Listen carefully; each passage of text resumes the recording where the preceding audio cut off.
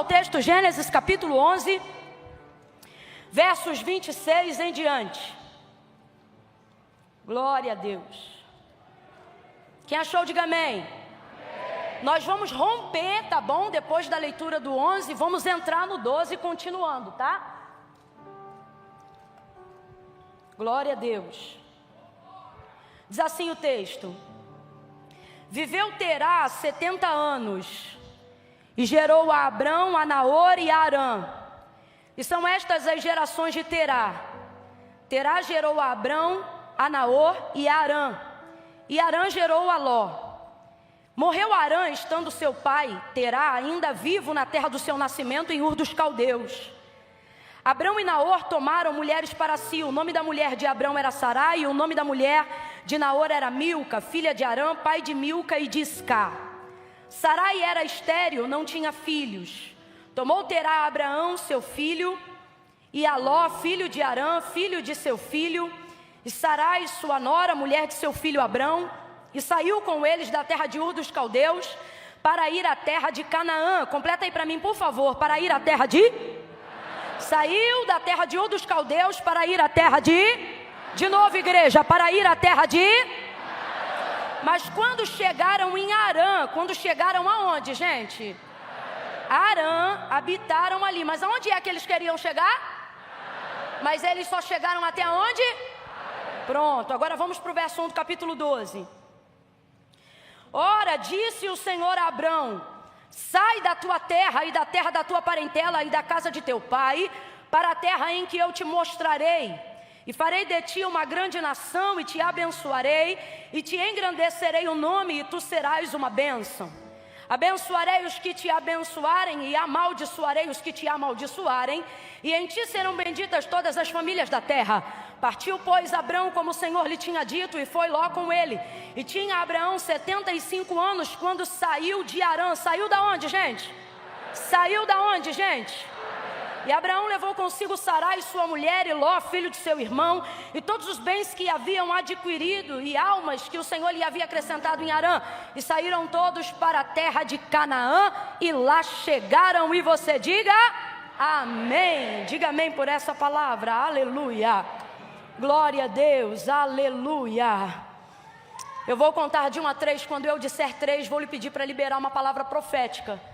Uma palavra que determina o rumo daquilo que Deus nos confiou como verdade acerca do nosso futuro para essa noite.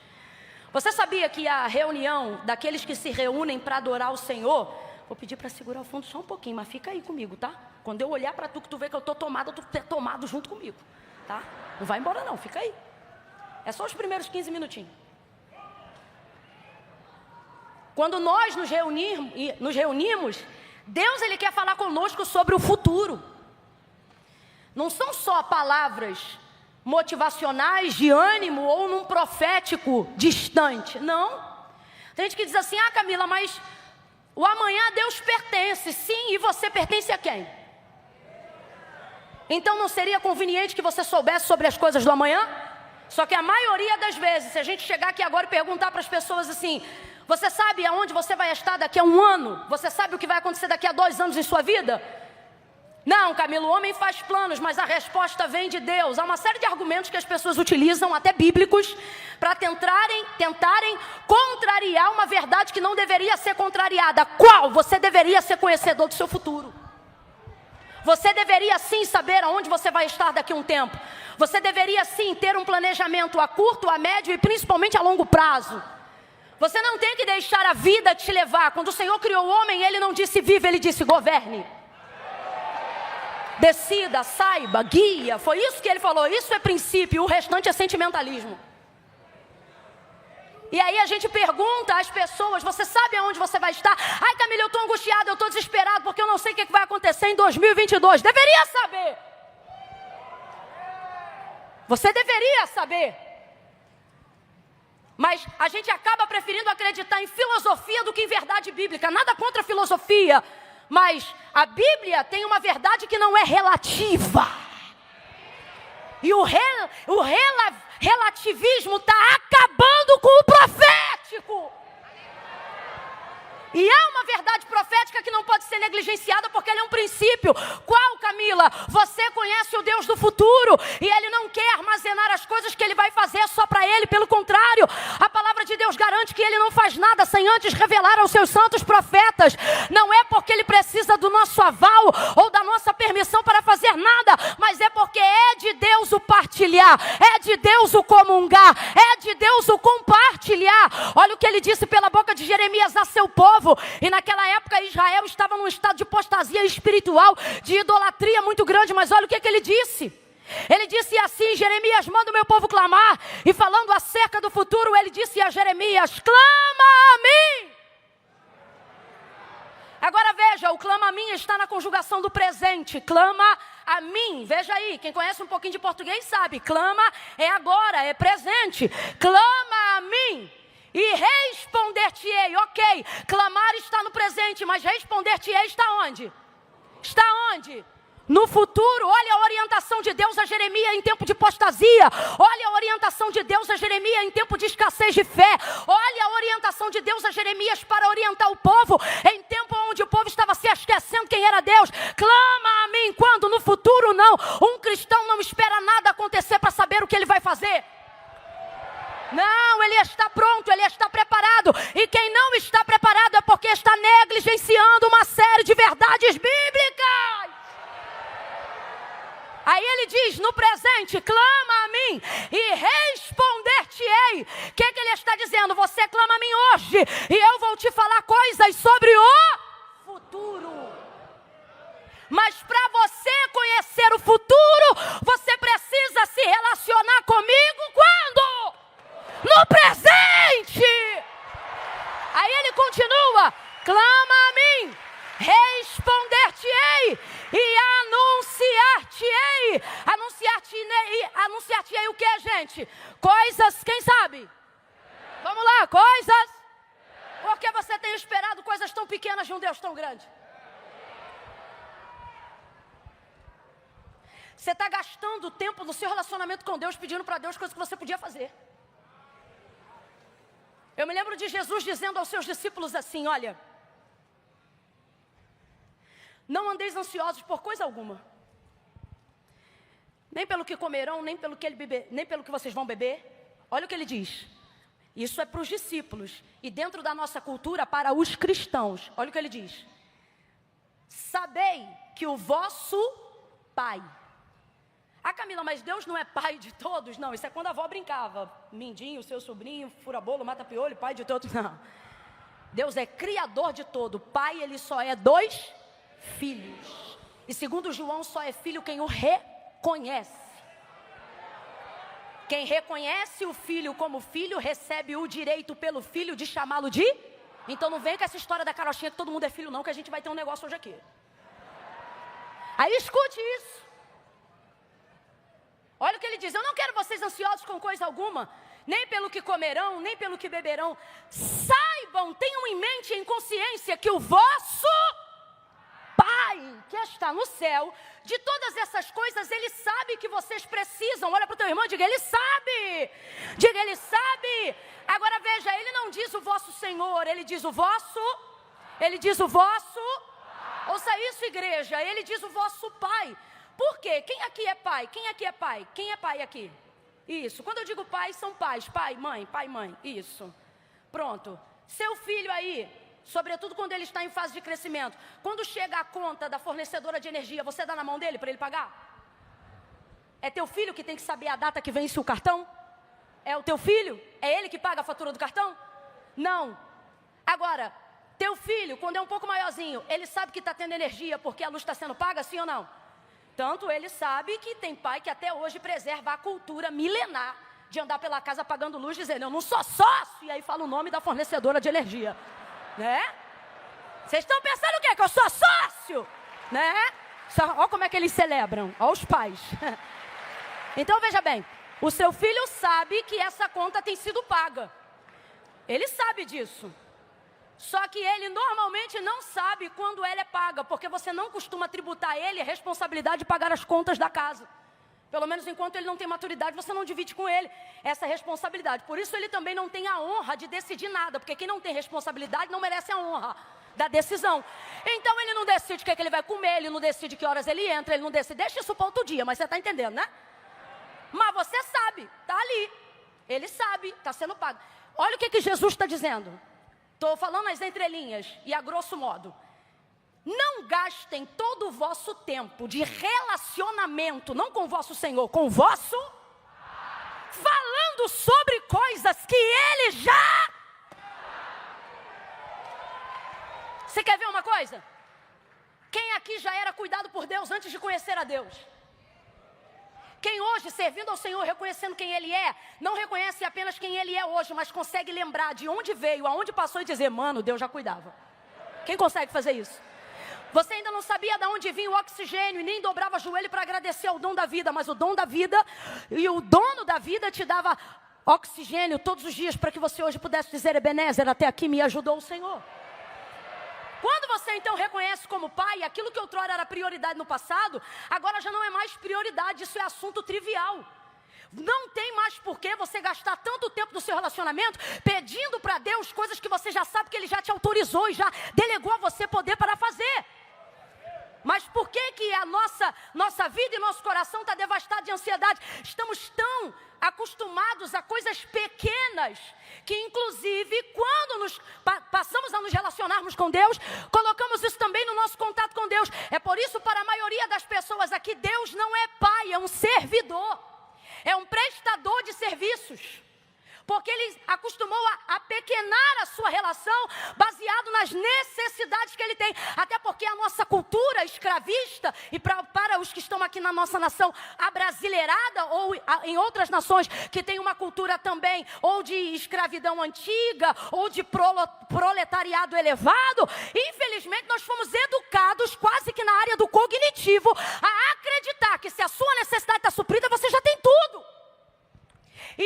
Quando vimos então para a cultura do reino de Deus, temos dificuldade de nos relacionarmos com Deus na abrangência e na forma com que Ele deseja se relacionar conosco, porque nós crescemos a vida toda com pessoas incutindo na nossa mentalidade a seguinte filosofia e ideia de vida: na casa do bom homem quem não trabalha não come. Aí você conhece um bom homem que diz, é meu, somente meu, todo o trabalho, e o seu trabalho é descansar em mim. Aí a mente buga.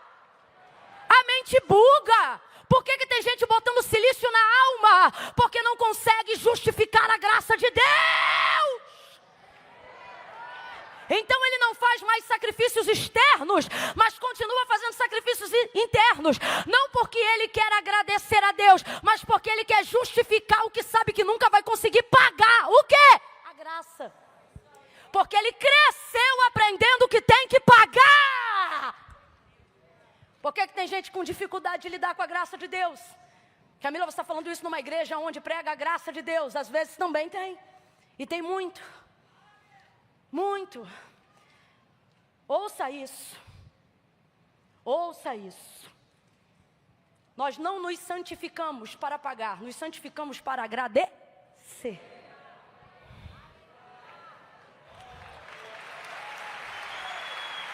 Logo, não é obrigatoriedade, é consciência. Oh, meu Deus. Volta para o futuro e eu volto para Gênesis. Então ele diz, clama a mim. Se relacione comigo, porque eu sou um Deus que quero fazer coisas. Vem, igreja, eu quero fazer coisas. Mas você só se relaciona comigo para falar de conta de luz. Você só se relaciona comigo para falar de enfermidade. Eu vejo Paulo falando do espinho na carne, fez até campanha. Coisa rara era Paulo fazer campanha para um assunto. Porque um cara que tem muita intimidade com Deus, normalmente não precisa tanto de campanha. O cara já fala com Deus todo dia, fala com Deus direto, e isso potencializa a oração, o relacionamento dele com Deus. Isso é normal. Então, foi uma das poucas vezes que a gente viu Paulo fazer campanha, porque o espinho na carne o atormentava. E ele fez, por 3 vezes orou baseado no mesmo assunto e o mesmo tema. Senhor, tira de mim esse espinho.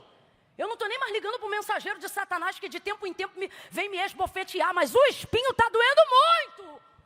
Estou parafraseando, tira de mim o espinho. Aí quando Deus o respondeu na 3ª vez, disse para ele, a minha graça te basta. E o meu poder se aperfeiçoa na sua fraqueza. Então responda para mim, Deus tirou o espinho? Deus tirou o espinho? Quando é que você vê Paulo falando isso com Deus de novo? Nunca mais.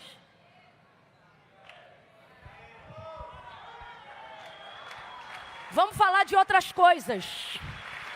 Vamos falar sobre outras esferas.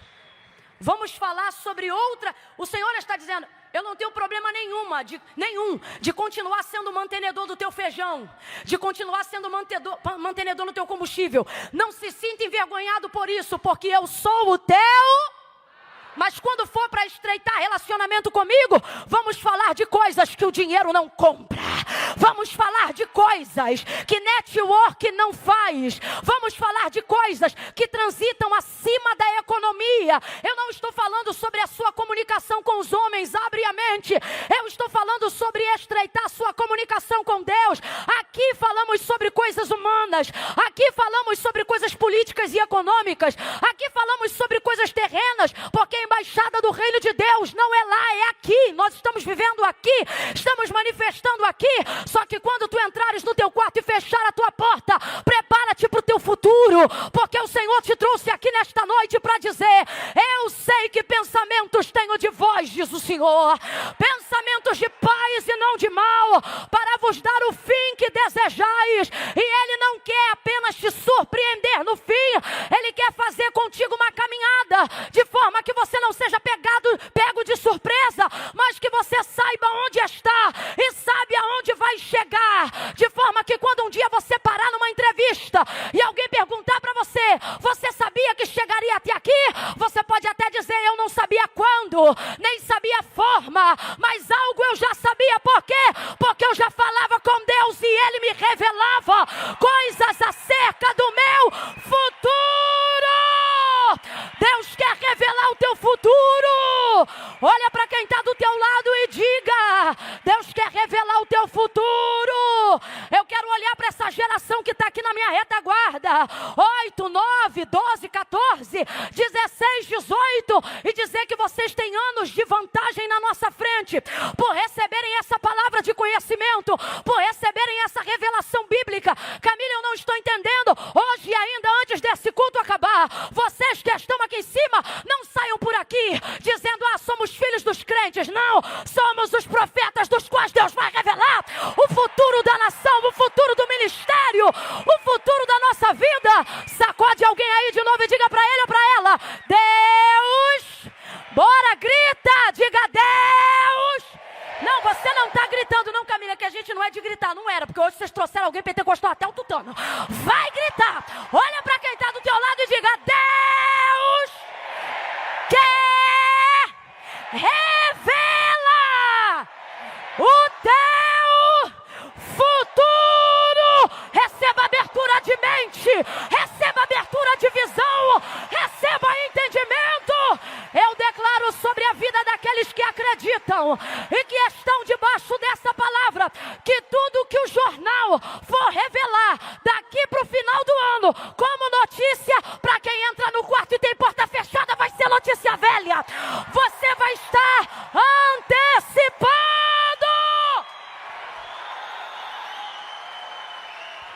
Se tu és profeta, profetize alguém o que eu vou lhe dizer.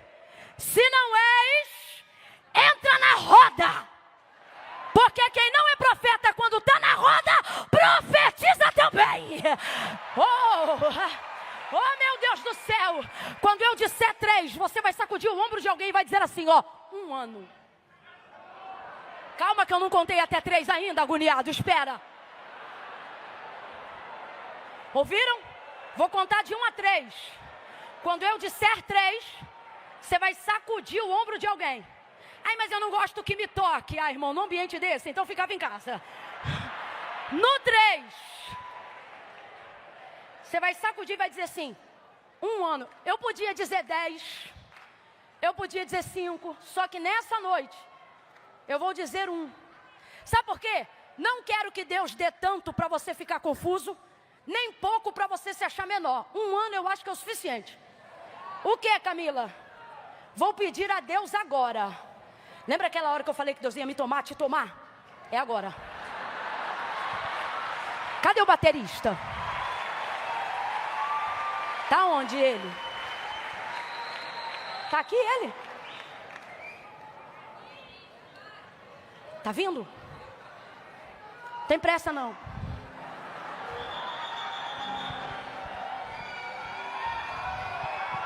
Um ano. Camila, um ano pra quê? Mas aqui, ó. Nós vamos entrar. Pega aí um negócio bem pesado. Eu quero coisa pesada, menino. Isso. Eu quero fazer igual os americanos hoje. Eu quero dar lugar assim, ó. Tem assim, tipo, igual órgão. Tem esse som, igual. Isso, menino bom. No 3.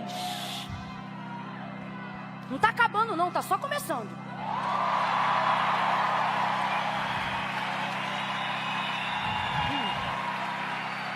No 3. Isso é muito sério, gente. Só faço isso quando Deus manda. No 3, você vai impor as suas mãos sobre o ombro de alguém. No 3. Vai dar um sacode nessa pessoa e vai gritar para ela: 1 ano. Calma, eu não contei até 3. 1 ano. Você que está em casa. Você que está em casa. Camila, eu estou sozinho. Camila, eu estou sozinha. Como é que eu vou fazer aqui em casa? Tu vai dar um brado aí na tua casa. É um brado. 1 ano. Eu estou profetizando. Estou declarando. Estou aqui como Ezequiel. Como o Senhor me deu ordem. Deus vai antecipar. Não, você não. Eu tenho que te explicar isso aqui, gente. A economia mundial, os homens mais poderosos desse mundo, não são poderosos porque tem uma caneta ou uma cadeira.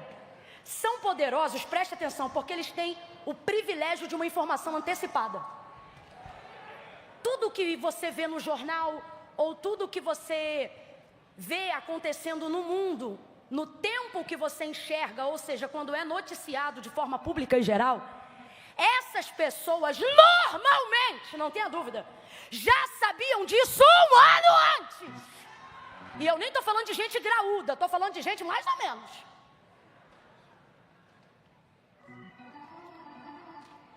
Um ano.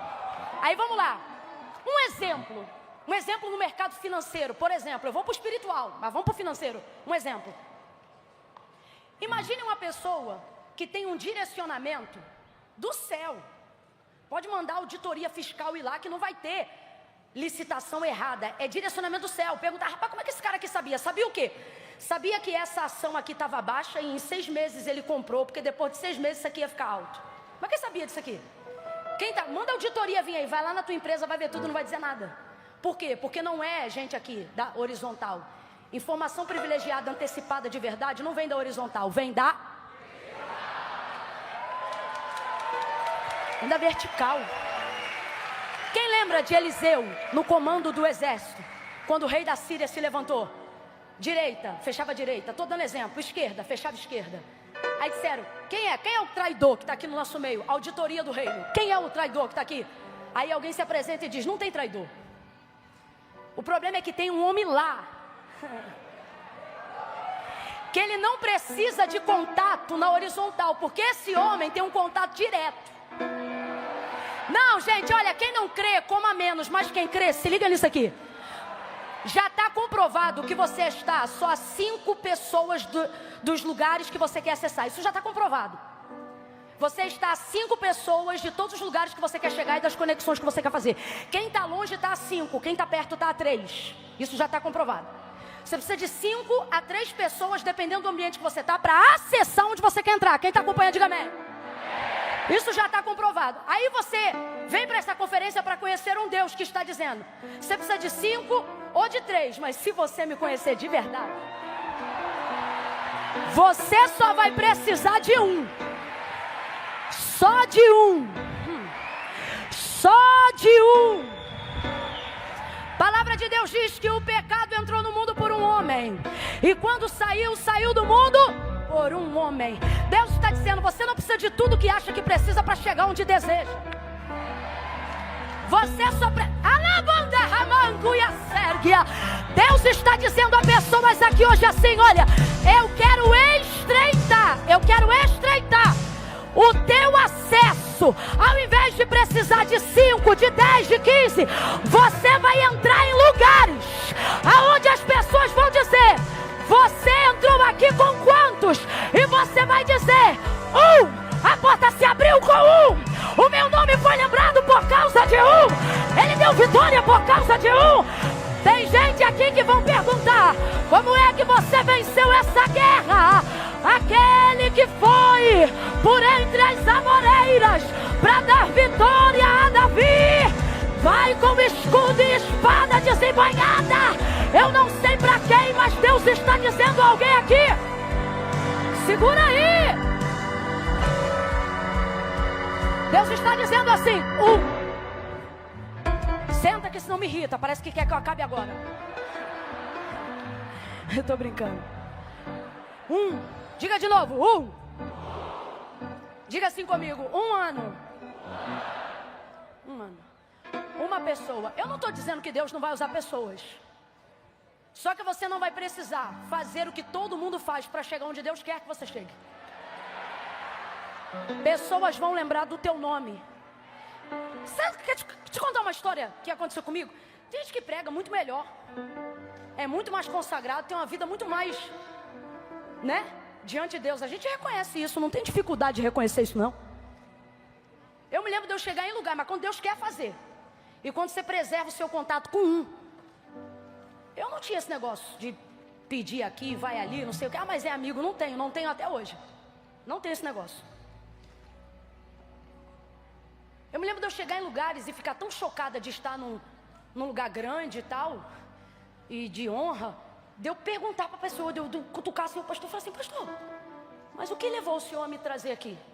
E o cara olhar para mim, dizer assim: menino, eu estava vendo lá uns vídeos, daqui a pouco apareceu o teu.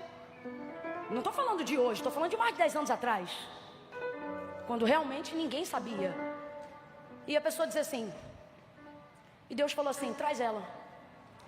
E eu colocar na reunião de obreiros aqui e falar: ó, Deus mandou trazer. Mas quem é? Quem indicou? Quem conhece? Ninguém conhecia. Me lembro de pregar num congresso de oração de 80 anos. Quantos anos eu falei? Eu tinha 22 anos. O congresso tinha 80, eu tinha 22 anos. Foi a primeira vez que uma mulher subiu na tribuna da igreja. Imagina, com uma cara de 22 anos. Por quê? Se essa cutis é assim hoje, imagina com 22 anos. Aí escute. 22 anos.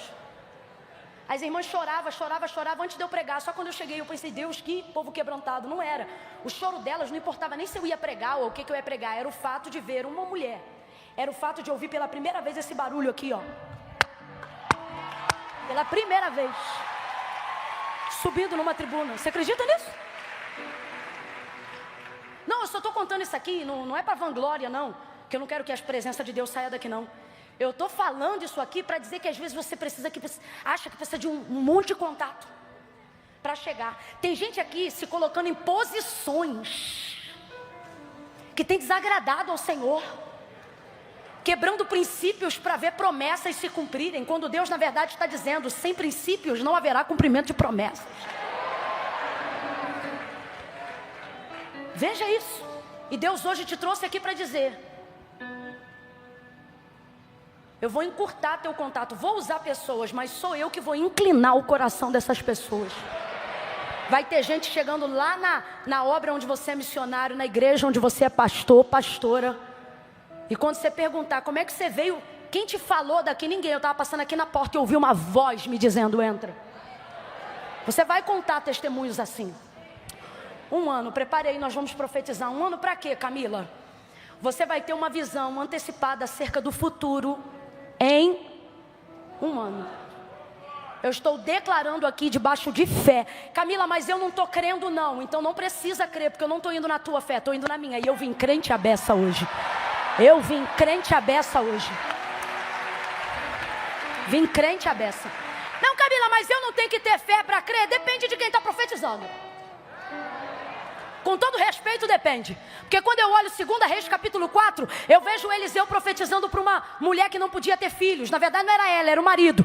Aí ele olha para ela e ele diz assim: neste tempo determinado. Que tempo era esse? 1 ano. Olha o que ele está dizendo. Cabo de 1 ano, sabe o que isso significa? Tempo determinado, sabe o que isso significa? É ele dizendo, entre a palavra que você vai ouvir agora, até o cumprimento, uma criança vai estar em teus braços. Se eu pudesse traduzir, o que ele estava dizendo, literalmente é isso aqui, ó. Não vai passar 365 dias dentro do nosso calendário, até que essa palavra não apenas se cumpra, mas ela seja uma realização literal e concreta nos seus braços. Tempo determinado é prazo de 1 ano. Completa aí. Tempo determinado é prazo de 1. Ela não creu. Ela não creu. Quando ele disse, tu conceberás e darás à luz a um filho, ela não disse glória, ela não disse aleluia, ela disse, não, meu Senhor, homem de Deus, não mintas a tua serva. Então responda para mim, quando ele profetizou, houve nela manifestação de fé? Responda aí, houve nela manifestação de fé? Você quando ouve alguém contando 2 Reis capítulo 4, você dá glória, você dá aleluia, mas ela manifestou incredulidade. A palavra dela não foi sim, não foi yes, a palavra dela foi não. Homem de Deus, não mente. Responda para mim, ela teve o filho ou não teve? Cumpriu ou não cumpriu? E por que cumpriu se ela não creu?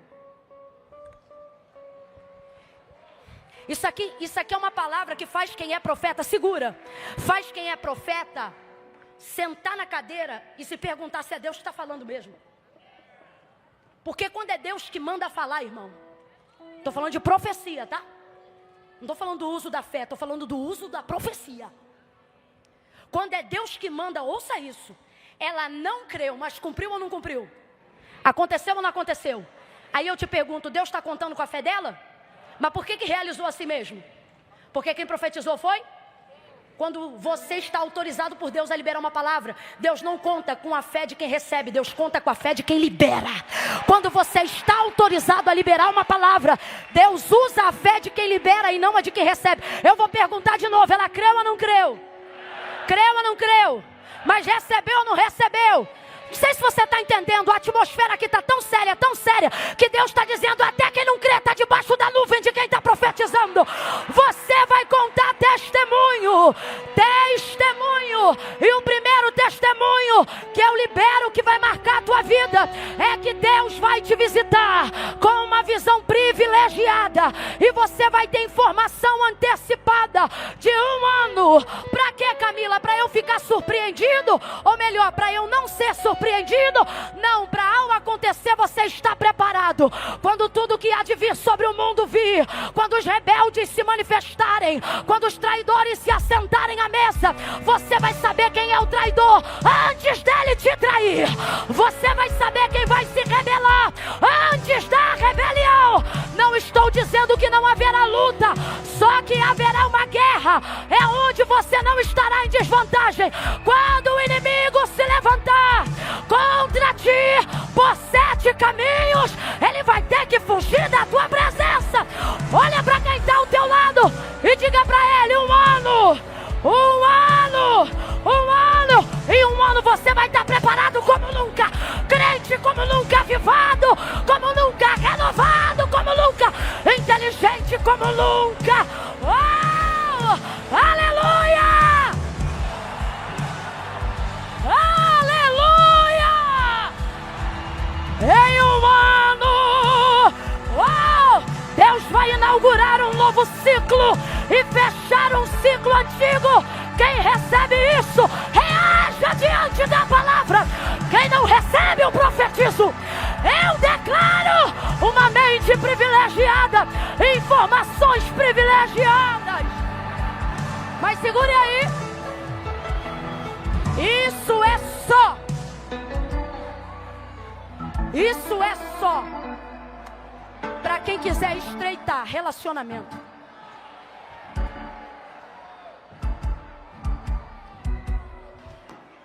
Você só precisa de um. Eu não estou dizendo que Deus não vai usar a gente, abre a mente. Só que Deus está dizendo, a partir de hoje na tua vida, contar 100% com alguém, vai ser comigo, diz o Senhor. Vai andar comigo, vai contar comigo, vai conversar comigo.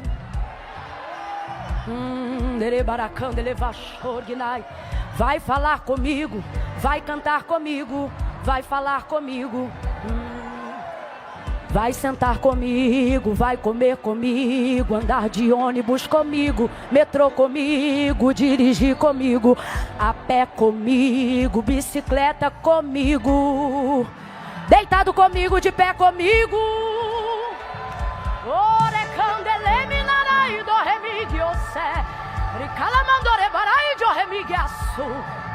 Segura aí.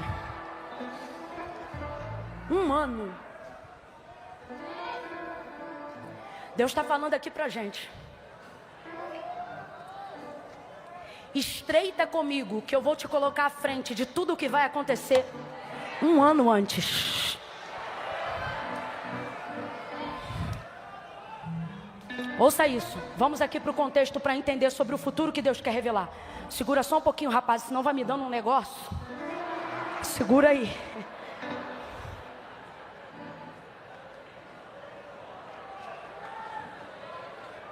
Ó, vou resumir.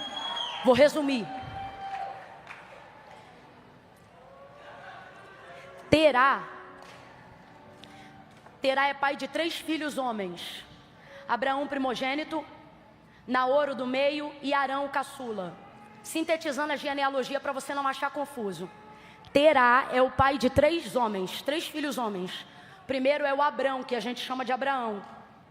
O segundo chama-se Naor e o caçula chama-se Arã. Então vamos lá. Qual é o nome do pai de Abraão, Naor e Arã? Quantos filhos ele teve? Qual é o nome dos filhos? Arã é qual? O Apesar de ser o caçula, foi o seu ramo mais frutífero para a filiação. Arã foi pai de Ló, aquele sobrinho de Abraão. Ele teve um filho. Isso deu tanta alegria para o seu pai e para a sua casa. Foi o primogênito rebento da família. Só que o texto não diz qual é a causa da morte. Não precisa dizer. A dor aqui, que não importa qual é a causa, é o fato de ter morrido. Morreu justamente o caçula. Aquele que normalmente tende a ser a alegria, né? O ramo novo que traz um frescor, uma novidade para casa. Não é à toa que normalmente o caçula recebe um tipo de tratamento diferente. Mas não é porque o pai ama mais. É porque normalmente quando nasce o caçula, o pai do caçula já não é o mesmo pai que era pai quando nasceu o primogênito. Ele é mais maduro, ele já não se estressa tanto e é por isso que o caçula não apanha como o mais velho apanhou. Isso não tem a ver com amor, tem a ver com maturidade. Tem filho agora que é do meio e o mais velho que está sendo curado agora. Porque você vai parar com esse negócio de dizer, no meu tempo não era assim não, vai eu falar assim contigo. Né? Mas é por causa disso, é por causa da maturidade. Aí escute isso. Arã morreu. Terá ficou desnorteado como qualquer pai ficaria. Ao invés de continuar tratando Ló como neto, ele vai fazer agora até o que dentro de um sistema jurídico costuma acontecer. Se, sobretudo dentro da cultura judaizante, se o pai não está ali para suprir, quem entra em ação é o avô. Então, na verdade, ouça isso, Terá não vai cuidar de Ló como se fosse neto, mas vai dar continuidade cuidando de Ló como se fosse o seu, por causa da ausência do seu pai. A dor da morte de Arã vai mexer tanto com a realidade de Terá, e só quem já passou aqui pelo luto vai entender o que eu estou falando, que ele tem necessidade de mudar a sua geografia. Por quê? Porque ele, na verdade, vive dentro de uma geografia onde ele viu os seus filhos crescerem ali, nascerem ali, e agora um dos seus filhos morreu ali. Então, qual é a situação de de Terá? É a situação de um pai que para cada canto que olha, tem a memória do seu filho afetada pela dor da perda.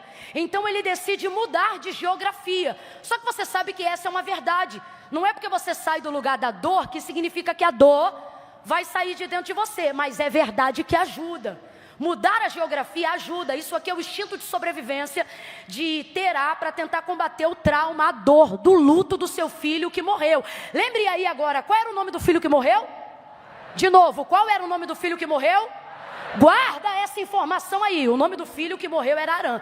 Então ele vai sair daquela região geográfica para tentar esquecer a memória da dor do filho, porque aquilo ali afeta muito ele. Só que ele vai dar continuidade à sua família, ele vai mudar de lugar, mas não vai abandonar a família, ele vai arrumar tudo, vai arrumar todo mundo, vai desmontar a tenda. E ele diz: olha, nós temos já um lugar para ir. Ele já tinha um lugar pré-determinado para onde chegar. É por isso que eu não tenho coragem de falar mal de Terá, pai de Abraão, mesmo não tendo ele chegado em Canaã, porque o homem é muito visionário. Olha isso, gente. Em Gênesis 12 você vê Deus falando com Abraão que ele vai chegar em Canaã. Na verdade ele não diz Canaã, mas Deus vai determinar Canaã.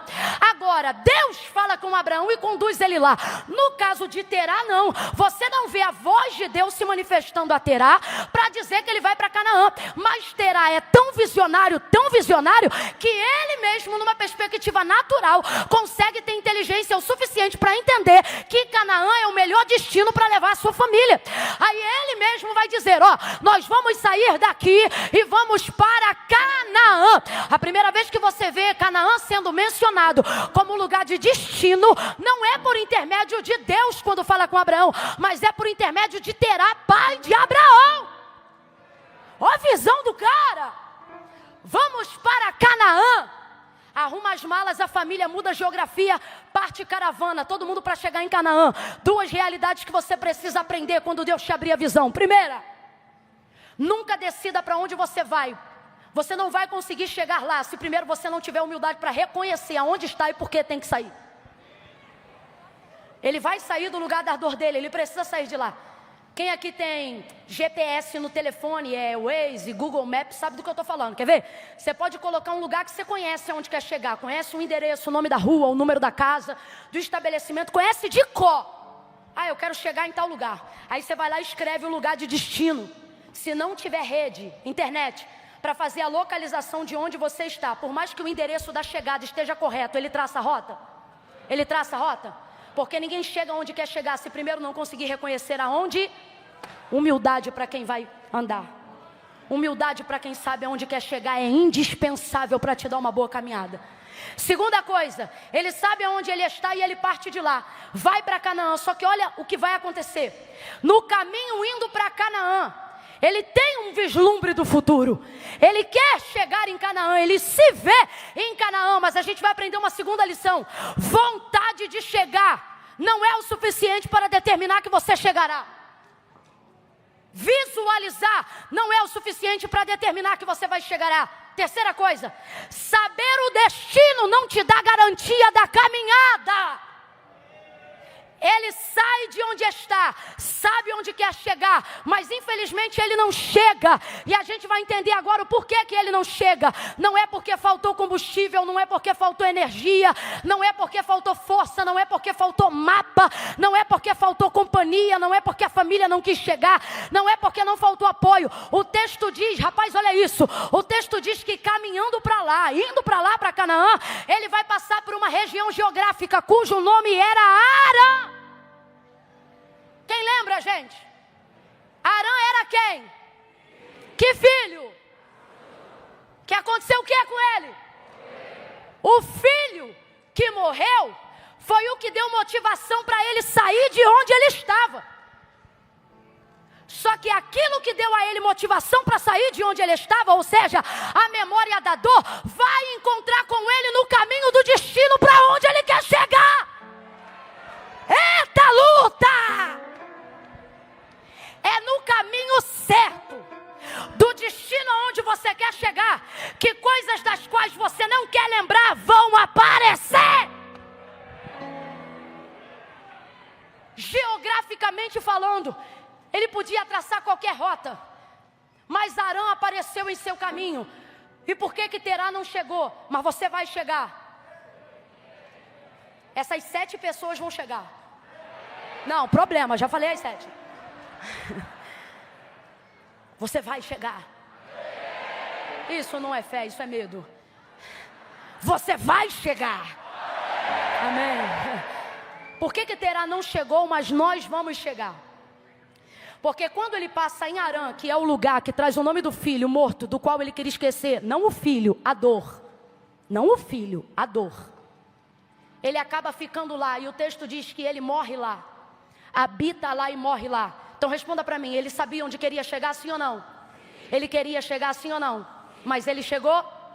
Porque no caminho, em direção ao destino final, ele parou em um lugar que ativava a memória da sua dor, do filho da sua perda, Arã. Quando ele passa por ali, olha o que o texto diz, que ali ele habitou, e foi aqui que ele errou. Lugares que lembram de onde você quis sair, você não habita, você só passa. Você vai olhar para umas 3 pessoas agora e vai dizer para ela, quando ativar a dor, diga, quando ativar a dor, você não mora, você só passa. Deus trouxe gente hoje aqui, é uma palavra profética em meus lábios para liberar. Deus está dizendo, aquilo que você está passando vai tentar passar por cima de você, mas você não vai deixar. Você vai passar por isso, mas isso não vai passar por você. Você vai passar por isso, mas isso não vai passar por você. Eu vou repetir, você vai passar por isso, mas isso não vai passar por você. Você vai encontrar no caminho da sua chegada pessoas que você precisou deixar no dia da sua partida. A dor do que um dia te fez sofrer vai querer te visitar no caminho em destino ao seu futuro. Ameaças de história, do que você já viveu, de doenças que você venceu, de coisas que você tentou superar e superou, vão tentar te encontrar no caminho. Sabe por quê? Satanás vai tentar te ameaçar, e Deus vai até permitir, para ver como anda a energia e o foco do lugar que Ele determinou para você chegar. Se você parar para conversar, você não chega. Se você parar para tomar mais uma, você não chega. Se você parar para dançar só mais uma vez, você não chega. Se você parar para ter só mais uma noite, se você cheirar essa carreira, só essa noite, o Deus está falando comigo, Deus está mostrando agora uma mesa, uma pessoa me assistindo online agora, a carreira está na mesa, você já montou e você disse a última. Deus disse não, a última foi de manhã, joga isso fora. Arã não pode te parar, Arã não pode te parar, Arã não pode te parar. Uou! Bota a mão no ombro de alguém e diga, não mora, não mora. Passa, passa, manda tchau de longe, beijo de longe, abraço de longe. Você está numa caminhada e não pode parar. Não deixará te enganar. Se eu tivesse lá, eu ia dizer, terá. Esse lugar não representa seu filho. É apenas um nome, terá. Saia daí. Alivia o compressor para mim, só um pouquinho, por favor. Terá. Esse lugar não é seu filho, é só uma memória. Uma memória que ativa a sua dor. E por que a gente tem certeza do que está dizendo aqui à luz da psicologia? Por que a gente tem certeza disso? Porque ele passou por muitos lugares, mas só parou em Arã. Porque tem coisas que você só descobre na tua vida que você está resolvido com aquilo quando tu passa de novo. Por isso que às vezes Deus permite uma ameaça que não vai cumprir. Ele só quer testar se tu superou. Ei, baravacho. Camila, será que Deus faz isso? Direto! Com Abraão então? Aqui, Abraão, me dá teu filho, teu único filho. A quem tu amas. Deus sabe ou não sabe? Que Abraão vai sacrificar o filho, sabe ou não sabe? Mesmo assim, deixa ele cortar lenha, amolar cutelo, subir um dos montes e Moriá.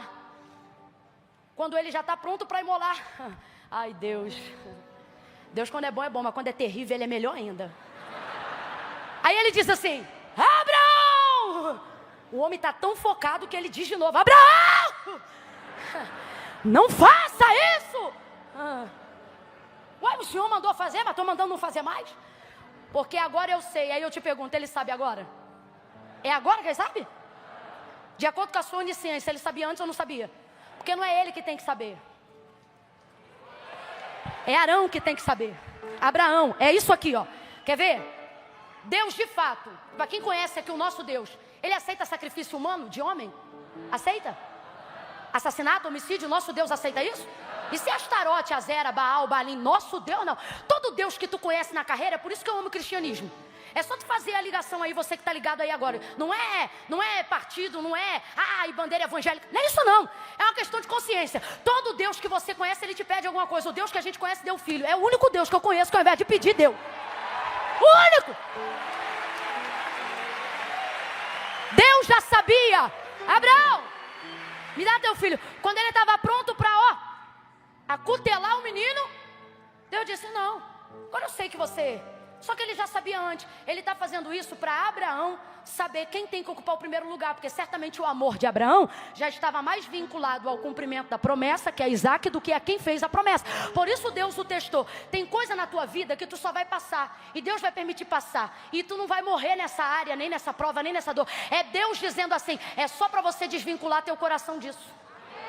Eu só estou deixando você passar por isso para poder ver se essa área já está vencida na tua vida. Eu não estou botando gente que estava no teu passado para te encontrar no caminho do teu futuro, para desestabilizar o teu emocional, não. É só para saber se tuas ideias estão firmes no lugar. Se tua base... Eu vou falar bem rasgado. Tem gente aqui que guarda um númerozinho de alguém, esperando o dia da fraqueza para ligar. Deus está dizendo, você quer ficar em Arã? Guarda o número. Quer mudar a história da tua vida? Queima esse chip e troca de telefone, muda a tua história. Supera isso. Sai disso. Estou guardando o contato A, porque se o B não der certo, ainda tem o C. O Senhor está dizendo, larga o A, o B, o C. Vai para o J de Jesus Cristo. Com Ele não tem plano A, nem B, nem C. Agora preste atenção, porque isso Deus falou no meu coração. E eu compartilho aonde Ele me manda. E aqui Ele tem me autorizado a fazer isso. Quando eu vejo Terá parado em Arã, eu vejo ele morrendo na metade do caminho. Eu vejo ele deixando de viver a realização de Canaã na metade do caminho. E uma das maiores certezas que eu tenho, de que apesar de ter vivido a dor que viveu, ele estava no caminho certo, fazendo a coisa certa, é que quando Deus visita Abraão, Deus não muda o destino. Abraão ainda não sabe, mas o lugar que Deus faz Abraão chegar e dar a toda a sua herança ainda é Canaã. O que prova que Terá estava certo. Você precisa entender que Arã é apenas lugar de passagem. Existem coisas que vão vir para ameaçar o teu destino. E Deus está dizendo, não monte tenda aí, troca de calçada. Dorme na cidade mais à frente. Se tiver que passar uma necessidade, uma privação, passa. Mas não para no lugar que você precisou de tanta força para sair. Não fica aí. Passa. Oh meu Deus, olha para quem está do teu lado e diga, não arme a tenda em Arã. Mas por que Arã é tão cômodo, gente? Porque Arã traz o conforto da memória de um filho. O problema é que junto com a memória do que é bom, Arã também traz a paralisia do que o trauma fez. Então ele não consegue sair de lá, e o texto diz, e habitou ali, foram 205 anos os seus dias, e ele morreu em Arã, sabendo aonde queria chegar e tendo força para chegar, mas não chegou, porque parou aonde ele só deveria ter passado. Deus está dizendo, não é sobre você não passar por coisas, é sobre você não morar nesses lugares, é sobre você não habitar nesses lugares, é sobre você não se assentar mais à roda de mesas que eu te tirei. Não é sobre não falar com essas pessoas, é apenas sobre não estar mais assentado, paralisado no mesmo lugar que elas estão. Aí Deus fala no meu coração que eu ia dizer, era isso. É que Arã, na nossa fonética e até na do hebreu, parece com Canaã, porque tem a mesma fonética final, Arã, Canaã. Se você falar muito rápido, parece até o mesmo lugar. Aí Deus tem falado isso comigo. Todas as vezes que Satanás vê que não pode tirar da tua cabeça o destino da tua chegada, vai tentar atrapalhar o meio do teu caminho. Como? Botando empecilho? Não. Tentando te fazer se sentir confortável no meio do caminho. Sabe para quê? Para você ter a sensação de comodidade. O que é isso? Quando você está num lugar muito confortável, te falta força para chegar onde você quer chegar, porque o lugar é muito cômodo. Deus falou para mim isso e eu quero liberar isso para o teu entendimento. Deus está dizendo, ei, cuidado, Satanás vai tentar te seduzir com memórias afetivas, para você se sentir acomodado onde você está. Mas Deus te trouxe aqui nessa noite, efatá para os teus ouvidos. Abra os teus ouvidos. Deus está dizendo dizendo a quem tem ouvidos, ouça nessa noite. Ele está dizendo: ei, Harã parece, mas não é o lugar aonde eu tenho preparado para você. Tudo aquilo que parece, mas não é mecanismo do inferno para te acomodar. Me falaram e obrigado pela força. Eu vou falar rasgado, que é para todo mundo entender. Se vai destruir uma família para você montar sua família, parece o que Deus falou, mas não é.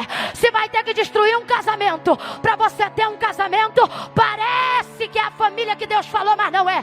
Deus está dizendo: ei, se a igreja que você está parece com o que Ele falou, mas não combina com o propósito que Ele te confiou, só parece. Não fique aonde parece. A artimanha do diabo que levou Eva a cair não foi a mentira, foi o sofisma. Olha isso aqui, olha isso aqui. Ele disse assim para ela: porque como é que você leva a pecar alguém que nunca pecou, minha gente? Não é dizendo peca, é enganão. Aqui, olha como é que ele começa. Não foi assim que Deus disse? Mano do céu. Olha isso aqui, desgraçado, porque está fora da graça mesmo. Não foi assim. Olha a alusão que ele faz. Eu não estou falando o que eu quero dizer, eu só vou dizer para você o que Deus disse. Só que ele vai colocar um negocinho ali. Ele disse: não vai ver, não vai tocar, e Deus só falou para não comer. Ele acrescentou. Ouça isso, depois você medita lá. Usou o que Deus falou para tentar dissuadir Eva da ideia de obediência. Ele não disse come, ele não disse peca. E é assim que Satanás tem trabalhado nesses dias para quem já conhece o Senhor. Você acha o quê? Que ele está aparecendo de chifre e rabo dizendo: vai lá, adultera, vai lá, vai lá. É ruim, hein? Ele vem, ó, devagarinho, ele diz assim: mas não foi bem essa promessa. Mas não foi bem assim que Deus falou. Mas você também está exagerando. Mas também Deus não quer tudo isso de você.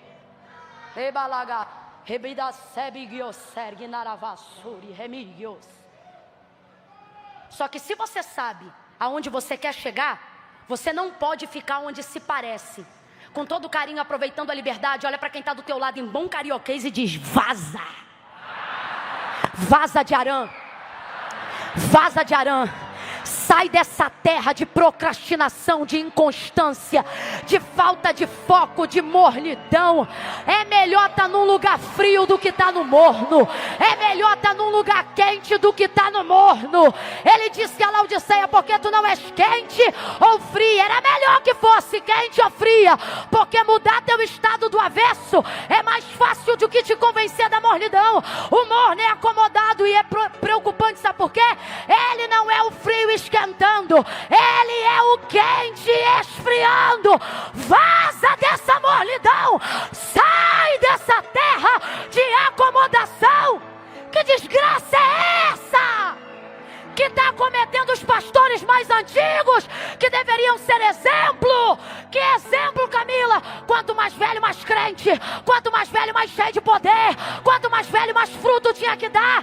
Mas não!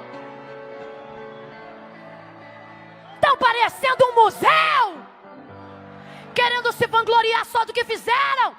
Não porque não tem mais força para fazer, mas porque não tem mais crédito para continuar. E se é Harã dizendo: você já andou muito, você já fez demais, para aqui, fica aqui. Eu gosto é quando eu vejo, principalmente por onde eu ando, pastores de 80 anos, que não presidem mais, não estão mais na atividade da eclésia, porque reconhecem que não tem força para lidar com um cajado no rebanho. Quebrar a perna direita de ovelha não é fácil, requer força. Mas estão lá sentados. Aí você pergunta para eles: e aí, tudo bem? Tudo bem. E aí, o que quer fazer? Quer ir para Jericoacoara? Quer ir para não sei o que? Eles dizem assim: quero abrir mais uma obra. Você diz assim: rapaz, se você conseguir chegar no banheiro, você já está feliz? Mas não, os caras, visionário para frente, sabe por quê?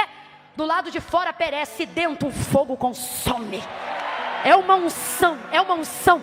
Me lembro de chegar um pastor, 70 anos de idade, Cheguei numa igreja para pegar no interior da Bahia, muito mal, muito enferma. Uma febre que dava calafrio. Fiquei com medo de dar uma convulsão. Nunca tive uma febre tão alta. Uma guerra dentro de mim e eu ali numa situação difícil, suando frio. O pastor viu minha situação, levantou, foi andando na minha direção, 3 cadeiras após mim. Um monte de irmã nova, um monte de gente da oração. Eu numa peleja.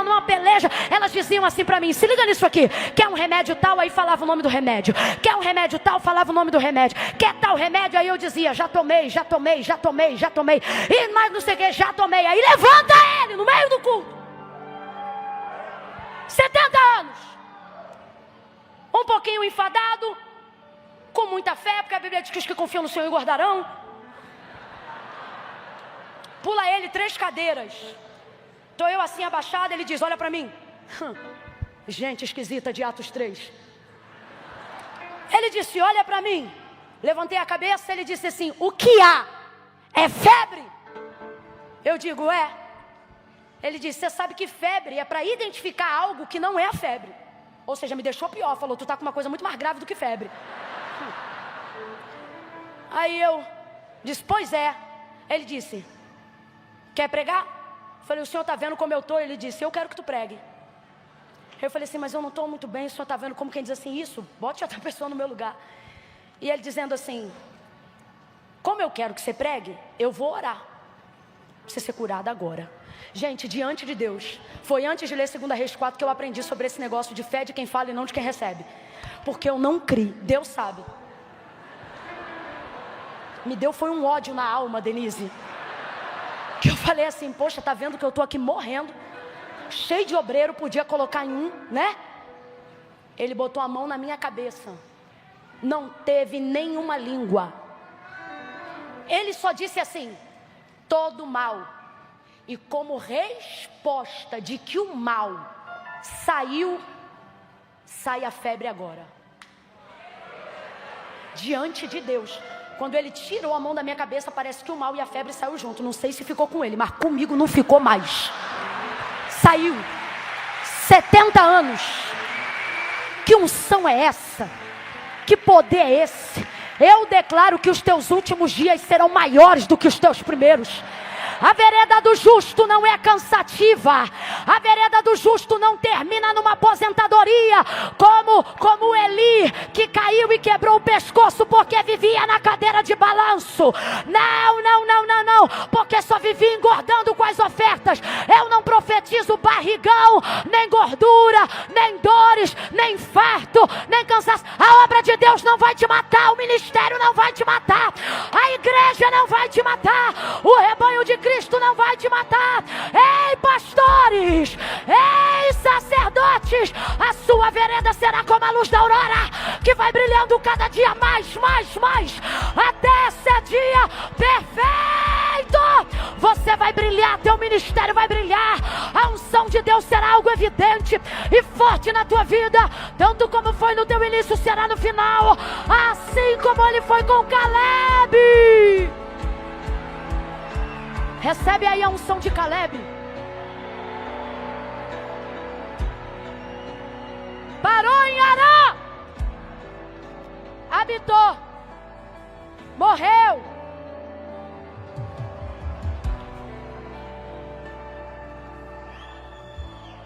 Sabe o que eu vim dizer de Deus aqui para você? Que o que você está passando não vai passar por você. Como assim, Camila? Se eu estou passando por isso, exatamente, quem passa é você. Camila, eu não entendi, qual é a diferença? Êxodo 13, pergunta aí. Foi o mar que passou pelos hebreus? Ou foram os hebreus que passaram pelo mar? Quem está lembrando? Perdão, Êxodo 14. Foi o mar que passou pelos hebreus? Ou foram os hebreus que passaram enxutos no meio do mar? Agora eu vou perguntar de novo, só que com outro povo. Foi Faraó que passou pelo mar? Ou foi o mar que passou por Faraó? Você é quem? Você anda com quem? Você está do lado de quem? Porque quem sabe aonde chegar, vai passar por situações. E vai ter gente que vai dizer, mano, como é que você passou por isso? Aí você vai ter que dizer, Isaías 43. Lá há uma garantia. Primeira, já parou para analisar? Em Isaías 43, diz que se você passar pelo fogo, ele não te queimará. Porque o fogo é si, mas a água não. A água não é si. Depois lê o texto, a água é quando. Porque Deus está dizendo, tem coisa que eu não vou te poupar, irmão. Tem coisa que você vai, mas tem uma garantia. Quando passares pelas águas. Quem lembra, gente? Elas não te afogarão. Quanto aos rios, eles não te submergirão. Tudo isso por quê? Porque eu sou contigo. Eu não sei se você está entendendo, mas assim te diz o Senhor, eu não vou te esperar do outro lado. Eu estou passando com você, sofrendo com você, andando com você, comendo com você. Deus, aonde o Senhor estava quando eu fui traído? Sendo traído junto com você.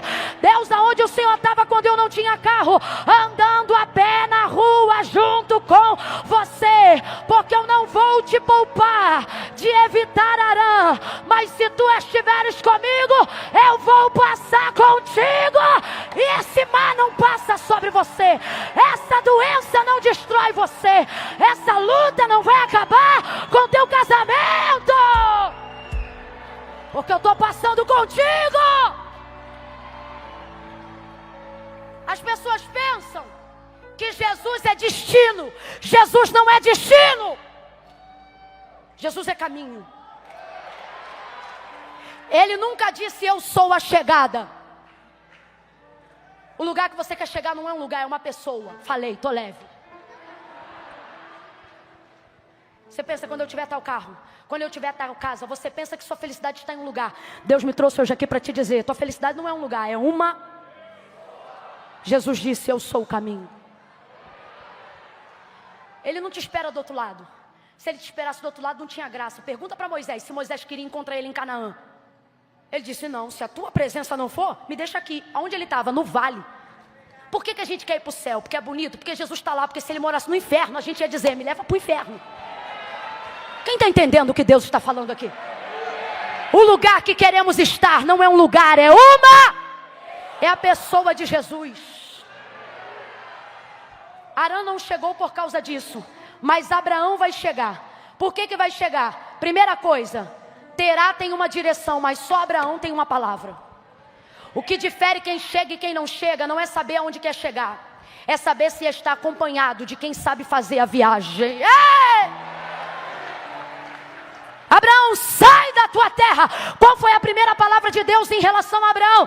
Não foi vai. Todo mundo que ouvir de Deus um vai. Mas antes de Deus dizer a Abraão vai, primeiro ele disse... Deus está dizendo, sabe por que você ainda não tem o meu vai? Porque você ainda não saiu de onde eu te mandei sair. Você quer direção, mas não quer me dar obediência. Quer direção, mas não quer me dar subordinação. Quer direção, mas não quer submissão. Primeiro você sai, depois eu te direciono. Primeiro ele ouviu um sai. Quando ele sai, ele ouve um vai. Para a terra em que eu vou te mostrar. Sabe para onde ele vai agora? Para o lugar que o pai dele queria chegar, mas não chegou. Sabe por quê? Deus não vai te colocar em lugares para humilhar quem veio antes de você. Deus vai te levar a lugares para honrar quem queria chegar e não chegou. Isso não é só sobre você, mas sobre a história que alguém começou a escrever antes de você nascer. Eu estava ali sentada e Deus falou assim comigo: eu não quero que vocês sejam como Billy Graham. Lembrando de história, lembrei de Wesley, de tantos outros. Nomes cuja igreja reconhece a honra e respeita o trabalho, independente da denominação. Sim ou não? Sim ou não? Sim ou não? E tem gente orando dizendo, quero ser como eles. E Deus está dizendo, mas e se eu te disser que não te chamei? Deus falou isso comigo sentado ali hoje. Eu não te chamei para continuar o que eles começaram. Eu te chamei para encerrar o que eles começaram. Camila, eu não entendi, vai entender agora. Deus está dizendo, eu não quero abertores, eu não quero abridores. Tá certo, gente? Abridor? Tá? Tá? Estão na dúvida também? Quantos terminaram até o final da 5ª série? É abridor? Porque ali já dá para saber. Eu não quero abridores. É porque a gente fala abridor, a gente não imagina a pessoa, a gente imagina aquele negócio abrindo a lata. Mas enfim, o que Deus estava comunicando ao meu coração eu não estou procurando gente que abre ciclos. Ao longo da história eu levantei muita gente para abrir ciclos. O problema é que muitos estão abertos até hoje e eu não consigo fazer uma coisa nova porque ainda não concluí a antiga. Porque todo mundo só quer continuar no caminho que alguém já desbravou. Mas e se eu disser, assim diz o Senhor, que eu tenho um novo caminho?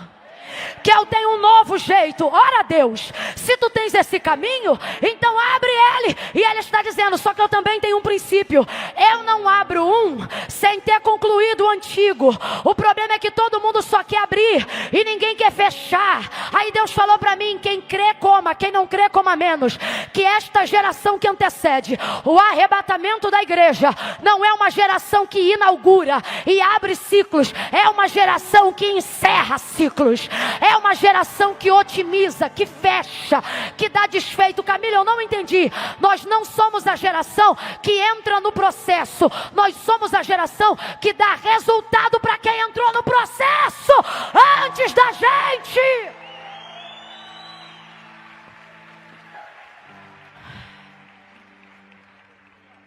Hebreus 10:10 eu posso provar. Hebreus 10:10, eu posso garantir a palavra que estou liberando aqui. Sabe o que está escrito lá? Carta aos Hebreus. Divisão entre antigo e novo. Resultado de obras dos profetas antigos e de obra de Calvário, de Cristo na graça. Lei e graça. Carta aos Hebreus. Quem está me ouvindo, diga amém. Quem ainda aguenta mais 10 minutos, diga eu aqui. Glória a Deus. Ouça isso. Lá está escrito assim. Quando vem falando sobre a linhagem dos profetas, do sacrifício de sangue, do derramamento de sangue, ele diz assim: agora, portanto, tira o primeiro para estabelecer o segundo. Explicando para você. O primeiro aqui são os profetas. Por maiores que sejam como Moisés, Elias, ou ainda que não sejam profetas, mas sejam homens como João Batista, que prepararam o caminho. Escute isso. Quando diz tira o primeiro para estabelecer o segundo, duas verdades. Qual? Primeira, o primeiro é removido. O primeiro pode ser mexido. Porque o primeiro aqui não se trata de Cristo, se trata dos profetas. Sabe o que está dizendo? Moisés passa, Elias passa. Porque tudo que eles fizeram era promover o que não pode passar. E diga para mim, quem não passa? Quem não passa? Quem não passa? Jesus. Só que Jesus não é o primeiro, porque ele não está lá, a não ser na sombra do Antigo Testamento. Quem está me acompanhando, diga amém. Por isso, no lugar de destaque do autor da carta aos Hebreus, não é do primeiro. O lugar de destaque do autor da carta aos Hebreus é de quem? Porque o segundo é quem? Porque ele veio de... Diziam, João Batista, tu és o Cristo. Falou a verdade e não mentiu dizendo não sou. Mas por que pensavam? Tu estás nesse deserto lotado, cheio de poder e autoridade. Tu te comportas como o primeiro, tu é grande como o primeiro. Aí ele diz assim, não, eu não sou. Aí quando ele explicou, ele disse assim, é porque o que vem após mim, se não é o primeiro, então é o... Aí o autor da carta aos Hebreus diz, tira o primeiro. Mas e se o primeiro for Moisés? Vai passar.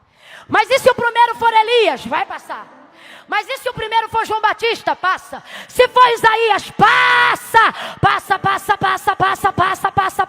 Mas é poderoso? Passa. Mas é passa. Mas passa, passa. Só que olha o que o autor da carta aos Hebreus está dizendo. Mas o segundo não passa. O segundo será estabelecido. Tira o primeiro para estabelecer o segundo. Quem é o segundo? O segundo é Cristo. Então, segundo a verdade, o que ele está dizendo é: tudo que veio antes poderá passar, mas o que veio depois não poderá ser removido. Quem é Jesus? Jesus não veio para continuar ciclo de ninguém. Abre a mente! Jesus não veio continuar o que Moisés começou. Jesus não veio continuar o que João falou. Jesus não veio continuar o que Elias ou Eliseu fizeram. Não, não, não. Jesus não veio continuar. Jesus veio para fechar o ciclo. Tudo o que vivemos hoje deve ser para gerar resultado e não para gerar processo. Olha para quem está do teu lado agora e diga assim: você dá processo ou dá resultado? Diga: porque Jesus. Pregue aí para ele para encerrar junto. Diga: porque Jesus não te chamou para abrir processo, mas para gerar resultado. Diga assim: Jesus não veio para abrir processo. Diga: veio. Diga: veio. Veio. Veio. E virá de novo. Tá fraco? Diga: virá de novo. E quando vier de novo, abre a boca, eu estou pregando há 2 horas, só estou te pedindo 5 minutos. Diga: e quando vier de novo, não vai abrir processo, vai liberar sentenças. Olha para mim, ninguém glorifica agora, só depois da palavra. Sabe o que ele está dizendo? Eu não vim parcelar tua dívida, eu vim pagar. Está quitada, está quitada. Pare de andar por aí como se você dependesse de dar continuidade a tudo que os outros começaram. Eu estou te chamando para resolver. Eu estou te chamando para dar um basta. Eu estou te chamando para ser um solucionador de problemas. Quem acredita nisso, fica de pé para fechar o ciclo. Para fechar o ciclo. Essa noite é a noite de encerramento, porque é a noite de darmos resultado.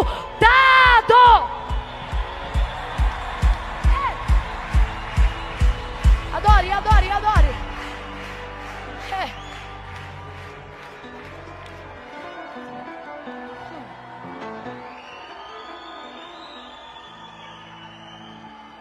Sabe quem gosta de dívida parcelada? Ninguém. Mas sabe quem pratica? Quem não tem o suficiente para pagar. Não, Camila, mas financeiramente falando, parcelar é melhor.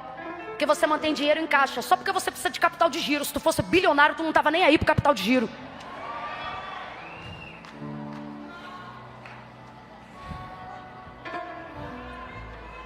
Ouça isso.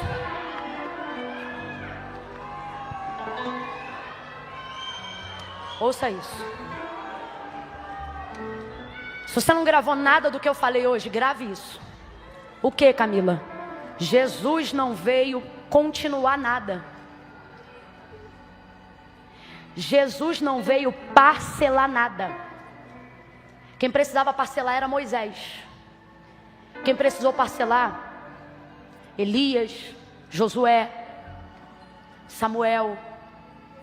Agora a pergunta é: por que a geração que tem poder para quitar está parcelando?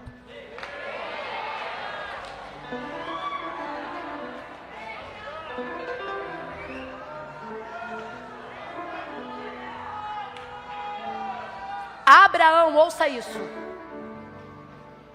Abraão não sabia que o lugar que Deus ia levar era Canaã. Ele não sabia. Mas para ele não importava, por 2 verdades. Primeira, Abraão não só teve que enterrar o irmão, mas teve que ver o pai morrer no lugar que levava o nome do irmão. Então eu vou te perguntar, você acha que ele quer ficar lá? Não leva mal não, ele é sim o pai da fé, mas Deus deu para ele motivação de sobra para não ficar lá. Porque Deus ajuda a fé, a Bíblia diz que Ele é o dono do querer e do efetuar. Quando tu quer muito uma coisa, não é vontade, é porque Deus já te deu a motivação. enterrou o pai, aonde o pai paralisou o sonho por causa da morte do irmão. Então tudo bem, Terá tem uma dor, mas Abraão também tem. Então quando Deus diz vai, de fato Abraão não sabia para onde. Posso te falar a real? Nem precisava saber. Porque ele pode não saber todos os motivos para ir, mas já sabe quais são os motivos para não ficar. Segunda coisa, quando Deus chama Abraão para ir para Canaã, Deus sabe que é Canaã, mas conta para ele. Ele não diz vai para Canaã, ele diz eu vou te levar para uma terra. Ele diz qual é a terra? Porque na verdade Deus não está chamando Abraão para conhecer Canaã, está chamando Abraão para conhecer ele. A promessa é só um pretexto. As coisas que Deus diz que vai fazer por você, olhe para mim, é só um pretexto. É a isca, o anzol é Deus. Tanto é que depois que você vê como é bom caminhar com Deus, o cumprimento da promessa já não é mais tão aprazível. Tanto é que tem profeta que Deus está mandando eu dizer isso. Tem profeta aqui, tem pastor aqui que está com medo da promessa se cumprir. Não tem prazer na bênção, porque acha que depois que cumprir Deus vai deixar ele. Só que o nosso Deus é Deus de Abraão, Isaac e Jacó. Deus de Abraão, Deus que faz promessa. Isaac, Deus que cumpre promessa. Deus de Jacó, Deus que mantém aquilo que já realizou. Deus não te deixa depois que cumpre, Deus te promove. Ouça, na caminhada que Deus vai fazer com Abraão, Deus vai levar Abraão a conhecer ele. Quando Abraão chega em Canaã, o lugar poderia ser só Canaã. Só que Abraão fez um negócio por conhecer Deus no caminho, que quando chegou lá, fez Deus promover ele antes de concluir. Camila, eu não entendi, é promessa em cima de promessa. É quando Deus nem cumpriu a da primeira etapa e já está te dando a da terceira, da quarta. Vou lhe dizer por quê. Porque quando Abraão chega em Canaã, Abraão não dá uma festa. Abraão não arma a tenda para descansar, nem bebe água. Depois que ele chega, a primeira coisa que o texto afirma que Abraão fez quando chegou em Canaã foi: ergueu Abraão ali um altar. A ideia inicial era ficar ali. Só que quando Deus vê Abraão erguendo um altar, Deus não deixa ele ficar lá nem um mês direito. Deus diz para ele depois de pouco tempo: levanta a tenda e anda de novo. Por quê? Que aqui é pequeno. Eu vou dar um lugar para você e para sua descendência. E a partir de hoje, aonde você botar a planta do teu, eu vou te dar por herança. O homem mais rico financeiramente e com maior patente espiritual que passou pela terra no Antigo Testamento tem nome, é Abraão. Quem entrava na sua linhagem nem precisava crer no que ele cria, só por estar debaixo da asa dele já tinha direito de receber o que era dele. Deus não negociava com Abraão. Abraão, isso aqui é promessa, vou te dar uma terra. E isso aqui é aliança, vou abençoar os que te abençoarem e amaldiçoar os que te amaldiçoarem. Sabe o que ele está dizendo? Isso aqui é coisa rara, Deus não faz com todo mundo. Olha o que ele diz: Abraão, quem não gostar de você não precisa gostar de mim. Você está louco, isso é aliança. Isso é aliança. Ouça isso. Quando ele chega lá, levanta um altar. Quando ele levanta o altar, Deus diz: agora eu vou te dar muito mais. Só que o que a gente tem que levar em consideração, e eu prometo e encerro aqui, tão crente a beça, hein? Mas tem que encerrar, porque vocês estão manhã, tarde, noite, direto, manhã, tarde. Aí estão até amando Jesus, mas daqui a pouco vão estar dizendo glória a Genésio. Vão estar chamando Jesus de Genésio, de tanto cansaço. Escute. Quando Deus disse assim: sai da tua terra, Deus está reconhecendo uma coisa: Abraão, eu sei que essa terra é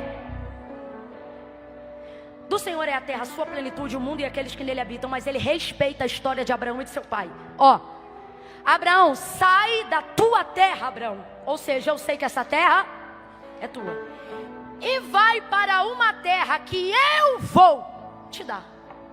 Então assim, Abraão, sai do que é seu, porque eu vou te dar o que é. Qual é a equação aqui, gente? Deixa o que é seu para receber o que é. Quem está entendendo a equação, diga amém. Aí a gente pega o microfone numa noite profética como essa. Nossa vontade é dizer: deixa o que tiver que deixar. Já preguei assim muitas vezes. Porque tudo que Deus tem para te dar é maior do que o que você renunciou. Porque qual que é a nossa visão, pastores? Fazer o povo entender que tudo que Deus tem para realizar, seja em você ou para você, é maior do que você tem a deixar por Ele. Só que se eu te disser que isso ainda apequena o que Deus quer fazer, você sabe por quê? Você vai entender agora. Seja honesto e honesta para entender, senão não vai entender. Quando Deus diz, sai da tua terra e vai para uma terra que eu vou te mostrar, Deus não está dizendo, Abraão, eu vou fazer o que é melhor. Não, a gente tem que parar com essa mania de achar que só tem que deixar o que tem que deixar, porque o que Deus vai dar é melhor. Sai disso, porque isso ainda é pequeno. Eu vou te dizer qual é a real proposta de Deus a Abraão. Olha isso aqui. Não é sobre ser valioso, é sobre sentimento de posse. Ó, sai do que é teu, sai do que é. Quem tem filho aí, levanta a mão. Admite com humildade, abaixa a mão, para ninguém perceber. Admite com humildade. Com humildade. Você considera que tem filhos de outras pessoas mais inteligentes que os seus filhos? Não dá o maluco louco, não. Não, meu filho é o mais lindo de todos. Para. Você sabe que o importante é ter saúde. Só para você entender o que é eterno. Você vai entender, eu não vou humilhar seu filho, não. Isso aqui é um exercício de humildade. Você reconhece que existem, não deixa o filho perceber, não. Só faz assim, ó. Você reconhece que tem crianças mais inteligentes do que as crianças que você conhece? Sim ou não? Sim ou não? Vou para uma outra parte mais complicada. Não precisa responder nada, fica do jeito que você está. Você reconhece que tem homens mais bonitos? Não fala nada. Olha para o teu marido e diz assim: calma que vai chegar a vez dos homens. Irmão, você que é paz, não reage. Não reage.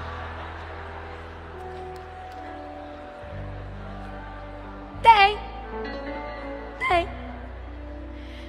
Às vezes eu vejo uma mulher muito, muito bonita, assim, uma supermodelo na televisão. Eu digo, olha, Eduardo, como fulana é bonita. Ele diz, amor, tendo você como referência é muito difícil. Aí eu me lembro do Cláudio Duarte pregando e dizendo isso. Minta. Escute. Mas vamos ser sinceros. Vamos então olhar para nós, para ninguém se sentir ofendido. Tem gente melhor do que você, sim ou não? Mais crente do que você, sim ou não? Seja honesto, mais inteligente do que você, sim ou não? Agora entenda o ambiente familiar. Mesmo entendendo que podem ter pessoas mais inteligentes do que seus filhos, mais bonitas do que seu marido ou sua esposa, não é sobre ser mais, é sobre ser seu. Vamos lá. Eu boto uma criancinha visualmente, aparentemente excelente na tua frente, e tá teu filho, boletim nota vermelha, vacilão, quebrou um negócio esses dias na tua casa, não interessa, mas é o teu filho, sim ou não? Aí eu pego uma criancinha que é boazinha, igual um robô, tu diz senta, levanta. Aí bota uma do lado do outra e digo, vamos trocar, tu me dá essa, que eu te dou esse aqui? Tu olha, dependendo do que ele quebrou, mas no final, irmão, se é pai e mãe, a resposta vai ser, porque não é sobre ser melhor, é sobre ser.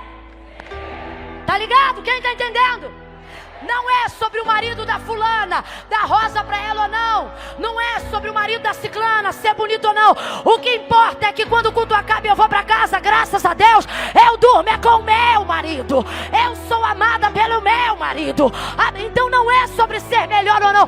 Não é porque a esposa do fulano é mais bonita ou isso ou aquilo. É porque essa daí é a mãe dos seus filhos. É quem passou contigo a peleja. É quem tem contigo uma história. Então entenda isso aqui. Deus não vai mandar você deixar ela nem ele, não é isso não. Eu só quero que você entenda o que Deus está mandando Abraão renunciar. O que ele está dizendo é, Abraão, sai do que é. Quem aqui está pagando ainda casa própria? Quem está pagando casa própria? Só fica de pé quem fez contrato de 30 anos. A maioria. Imagina aquele hamburgão na época de boleto. Carro em 60 vezes, quem já fez em 60? Aquele hamburgão na época da folha, quem lembra? Quem lembra? Nem quer lembrar. A última folha é quando tu paga aquilo, ou quando tu passa para outro. Ó, o alívio de verdade só vem nessa hora. Porque você diz, agora isso aqui é... Camila, mas o carro também é meu. Fica sem pagar 5 meses para ver se é seu. Porque está quitado. Quando quita você diz, pô, agora é meu mesmo. Sim ou não?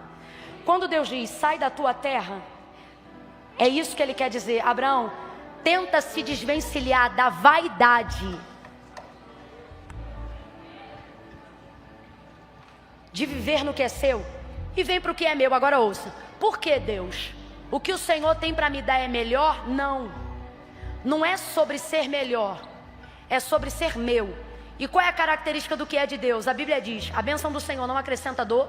Camila, então se é bênção, por que eu estou sofrendo? Porque não diz que não tem, só diz que não acrescenta. Segundo, poxa, Deus curou um monte de coisa agora, né? Segundo, tudo que vem de Deus é eterno. Tudo que vem de... O texto diz que uma das características daquilo que Deus faz é isso aqui, ó. Porque tudo que Deus faz durará eternamente. O termo no aramaico é esse, eternamente. Porque Deus é... Canaã foi de Abraão, sim ou não?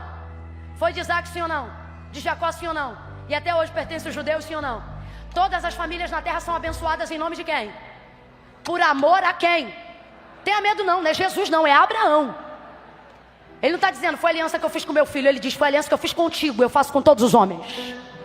Por causa de você, eu vou abençoar todas as famílias. Onde tiver um núcleo familiar, Deus lembra de Abraão e diz, abençoa. Porque tudo que Deus faz durará. Resume, Camila, vou resumir. Quando Deus diz, sai do que é dessa terra, Ele está dizendo, sai do que é e vem para o que é meu, para o que é melhor. Não, Abraão, o que eu vou te dar é muito maior do que coisa melhor. O que eu vou te dar é...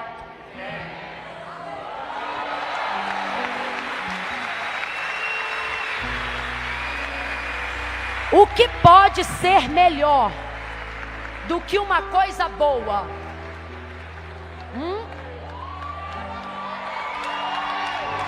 O que é melhor do que uma coisa que já é excelente? É saber que uma coisa boa não vai... Espera aí que Deus vai curar mais uma meia dúzia agora. Vai curar da alma. Sabe por que tu tens estado tão angustiado com as tuas demandas?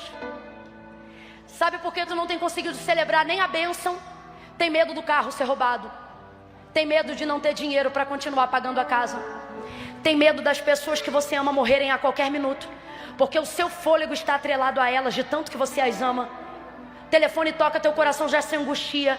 É tanta notícia ruim. É tanta gente boa, perdendo gente boa, que você pensa, o que eu tenho de diferente para não perder também? Pode ser que eu perca o filho. Pode ser que eu também perca o marido. Pode ser que eu também perca alguém que eu amo. Isso dá um desespero e uma angústia tão grande. E esse silêncio confirma o que eu estou falando. Mesmo sendo crentes, estamos andando assaltados. Sabe por quê? Temos salvação, mas não encontramos mais a alegria. E desculpa, mas Deus mandou eu falar isso aqui. Que tipo de salvos somos nós?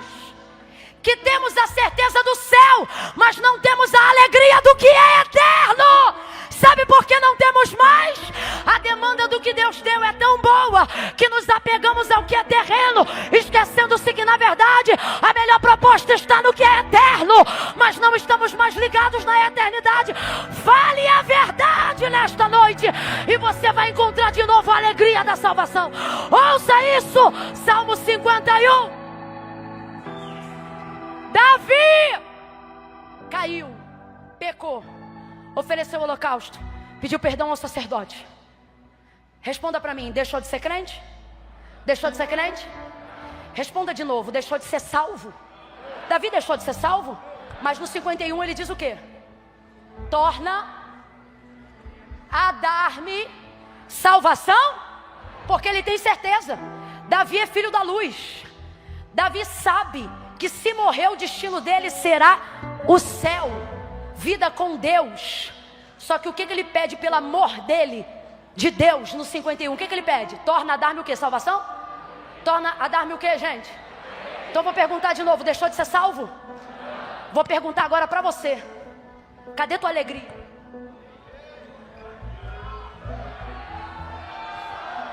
Por que o que angustia os ignorantes na fé também tem te angustiado? Ei, bagavaço, remigaço. Olha o que Paulo fala, se eu não me engano, aos Tessalonicenses ou aos Colossenses. Se eu estiver errado, alguém me corrige para a gente falar certo. Quando ele diz assim: eu não quero que vocês sejam ignorantes como os demais, que quando morrem alguém, eles morrem junto, porque eles não sabem sobre a eternidade, não sabem sobre o fim das últimas coisas. Aí eu pergunto: tu acredita em Deus?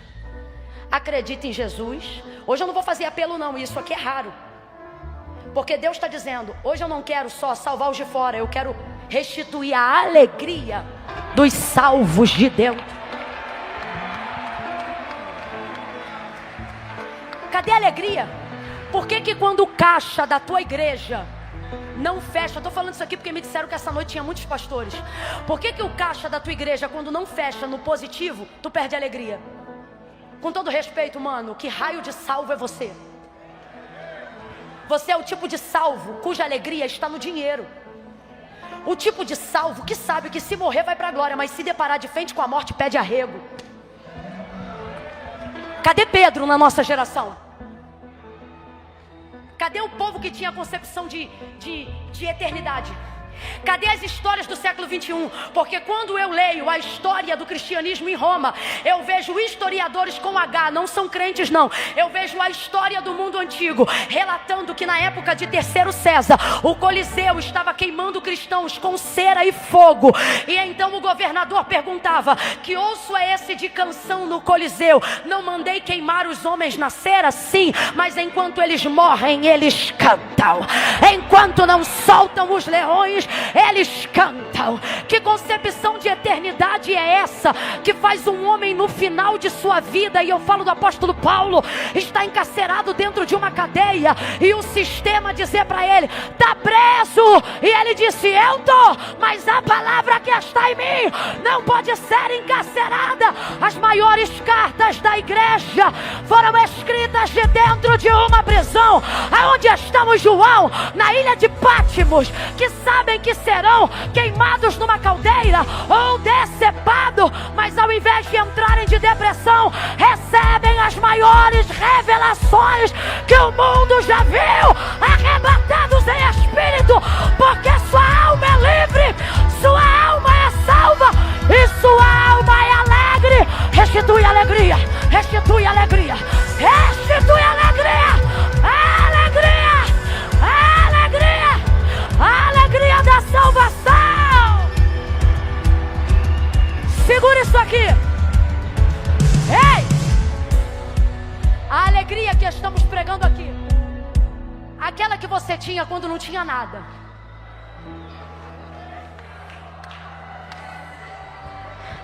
Eu não estou falando de algo que você não conhece. Aquela de quando você era um menino na fé. Aquela quando o culto não importava quem ia pregar ou cantar, porque tu nunca precisava que te dessem motivos, tu vinha com os próprios motivos. Aquela, sabe aquela? Você não pode tê-la de volta se você só pedir ela. Vou tipificar aqui. Quando você diz, como Davi, torna a dar-me a alegria da salvação, o que você está dizendo é: torna a ativar a minha mente para me voltar para as questões da eternidade. Por que Pedro, que ora antes de ter as questões da eternidade na mente, nega: não conheço? Tu és um dos tais, não sei quem é, porque ele só espera das coisas dessa terra, ele está desesperado com o que está acontecendo. Quando você não tem mente no céu, terra te consome, dívida te consome, ansiedade te consome, pânico te consome, traição te consome, decepção te consome, dívida te consome. E tu ficas como? Sabendo que se morrer vai para o céu, mas cheio de medo da morte. Não convém a um crente ter medo da morte. Para um crente que entende o que é eternidade, morte não é um problema, é apenas um meio. Escute. Como é que ele nega? Não sei quem é, não conheço, nunca vi. E depois esse mesmo homem, covarde, vacilão. Agora aqui, ó, mente de eternidade. Ó aqui, ó, mente. Ah, gente, nós não chegamos aonde chegamos e somos quem somos por medo do que nos acontecia aqui. A revolução, a maior que a igreja já viu, que chamamos de reforma protestante, não aconteceu com a gente levando pedra nem pau para a rua. Aconteceu com a gente tendo abertura de mente na palavra. Só a escritura pela escritura. Jesus disse: minhas palavras são palavras eternas. Céus e terras passarão, mas as minhas palavras nunca. Aonde estão os crentes que não tem medo do tráfico? Eu posso falar isso aqui na Bola de Neve. Eu perguntei assim: Priscila, me diga aí, aonde é que a bola tem igrejas mais longe? E ela disse: na Índia, um dos lugares de maior perseguição. Eu não sei se tem bola na China. Não precisamos nem dizer aonde. Mas sabe por que a igreja entra onde o sistema não entra, o governo não entra? Porque todo mundo tem um protocolo que precisa respeitar. Quem é eterno? Quando Pedro concebe a ideia de eternidade e dizem para ele: faz o teu último pedido. Você não consegue imaginar que quem negou 3 vezes não vai pedir arrego agora. Qual é teu último pedido? Não faz isso, pelo amor de Deus. É o que você pensa. Só que ele até diz: não faz isso, pelo amor de Deus. O que? Morrer de cruz? Não. Igual o meu Senhor? Não. Seu covarde? Não, eu não mereço, não. Tu é covarde? Não. Faz assim, ó, me prega. Mas depois que me pregar, vira de cabeça para baixo. Não, você está entendendo a concepção de eternidade? Você tira da mão de quem pode matar o poder de se alegrar com a sua morte. Olha aqui, Jesus no madeiro. Olha a concepção de eternidade. Quem aqui acredita na ressurreição de verdade não tem tanto medo assim da morte. Agora a morte é o último estágio do medo, porque todo ser humano racional há de ter medo da morte. Isso é óbvio, é bíblico. O que eu estou falando é: a morte é o último estágio. A gente está perturbado por causa de dívida, por causa de problema com A, B e C, falação do ciclone do fulano.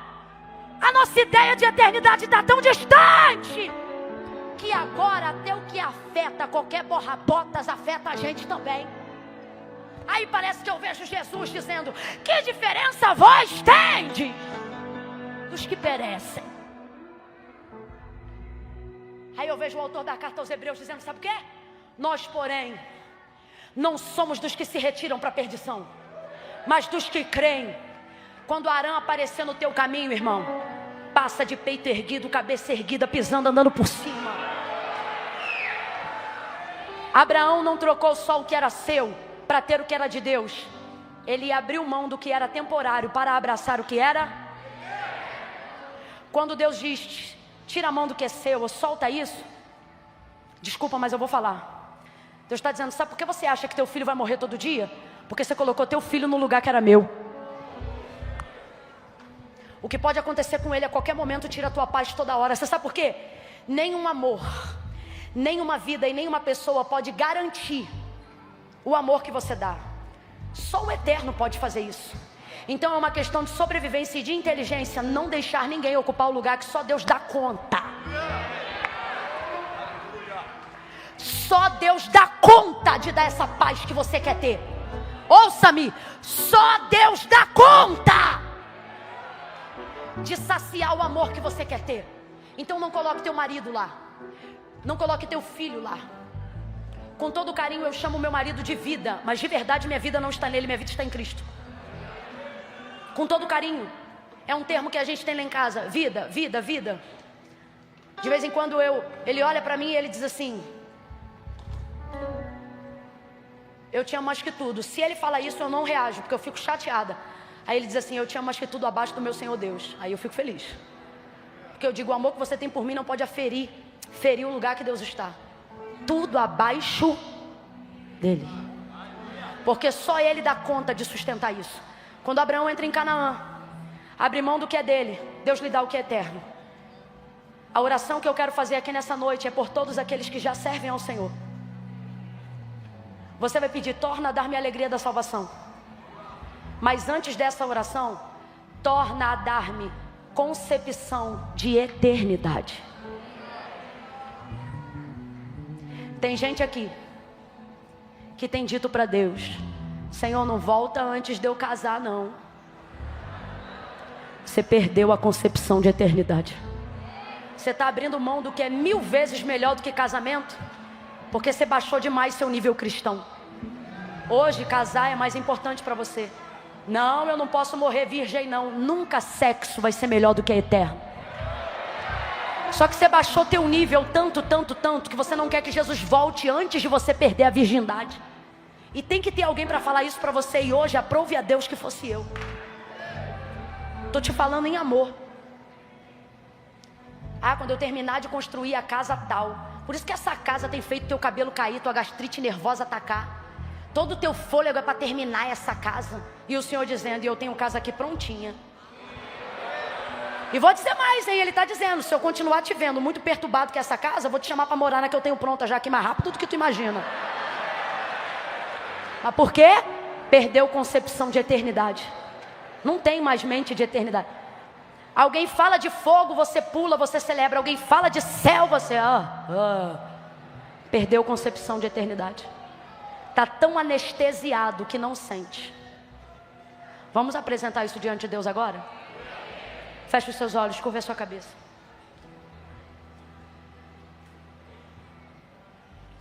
Senhor, tem me faltado coragem para renunciar aquilo que é terreno. Porque a verdade, fala para ele a verdade, porque justificativa não move a mão de Deus, gente, mas confissão muda o quadro. Confessa. Deus, isso aí que a irmã falou, eu me identifiquei. Se você se identificou, diga para ele: Senhor, isso aí que ela falou é verdade. Eu tenho andado ameaçado, ameaçada, achando que desgraça vai acontecer o tempo todo, porque eu estou apegada demais ao que é terreno. Isso tem tirado a minha paz, meu sossego, e mais do que tudo, a minha comunhão contigo. Eu já não sou mais, Senhor, aquela pessoa, sabe, que podia estar com o bolso vazio, mas o meu coração se mantinha cheio. Eu chegava no culto, eu derramava lágrimas gordas na tua presença. Tanto que eu te senti, o Senhor era a minha vida. Quando eu não tinha nada, o Senhor era tudo para mim. Aí agora que o Senhor me deu alguma coisa, de vez em quando eu te esqueço. Mas cumpre na minha vida hoje o mesmo despertamento que tu deu a Moisés e ao povo em Deuteronômio capítulo 8. Quando o Senhor disse: quando eu fartar vocês e cumprir o que eu falei, e introduzir vocês na terra que jurei aos seus pais que lhe daria, e vocês se alimentarem, e vocês se saciarem, guardem de não esquecer da mão do Senhor vosso Deus, que vos tirou da casa da servidão. Que a nossa alegria não seja o carro, que a nossa alegria não seja a grife, que a nossa alegria não sejam as marcas, que a nossa alegria não sejam as casas suntuosas, o status, o prestígio terreno, o reconhecimento humano. Tudo isso é muito bom, tudo isso Deus faz, essas bênçãos Deus também dá, mas Deus é bem da verdade que não tem tido muita diferença entre mim e os que perecem, porque eu tenho perecido com aqueles que perecem, as mesmas doenças, os mesmos males. E não é porque no mundo tereis aflições, mas é porque eu também deixei perecer a minha concepção de eternidade. Eu já não te espero como eu te esperava, eu já não te aguardo como eu te aguardava, eu já não tenho mais o desejo de dizer Maranata. Ao invés de dizer vem, eu tenho dito: espera eu me casar, espera eu enriquecer, espera eu prosperar, espera eu ser mãe, espera eu ser isso, aquilo, mas há poder no teu nome. O teu Espírito que convence o homem do pecado, da justiça e do juízo está entre nós aqui nesta noite. Por isso eu te peço: salva almas, mas alegra também as almas que o Senhor já salvou. Ensina cada um aqui que já te serve, cada um aqui que já te reconheceu como único e suficiente Salvador, a procurar a alegria alegria da salvação que pereceu ao longo dos dias, ao longo dos anos. Já se passaram muitas estações e muitos aqui estão fingindo que não perderam, mas a verdade é que nós hoje estamos aqui para reconhecer que precisamos te clamar. Abre a nossa concepção de eternidade, porque como disse Paulo, o homem que espera dessa terra é o mais miserável de todos os homens. Nos levanta como levantou a igreja primitiva, homens que não têm medo de enfrentar aquilo que se opõe à tua palavra, homens que não têm medo de pregar a verdade, mulheres que não têm medo de se submeter à boa obra, corajosos, valorosos, gente que não espera apenas reconhecimento aqui, gente que fica alegre porque sabe que o seu nome está escrito no livro da vida. Aonde houver um crente aqui cujo nome está escrito no livro da vida, a tua palavra diz: ao que vencer, ele reinará comigo. Oh Deus, nos dá concepção de eternidade, nos concede nesta noite a alegria, alegria, alegria, alegria, alegria, alegria, alegria, alegria, alegria, alegria, alegria, alegria, alegria, alegria, alegria. Renova, batiza, levanta, liberta de dentro para fora, concede alegria.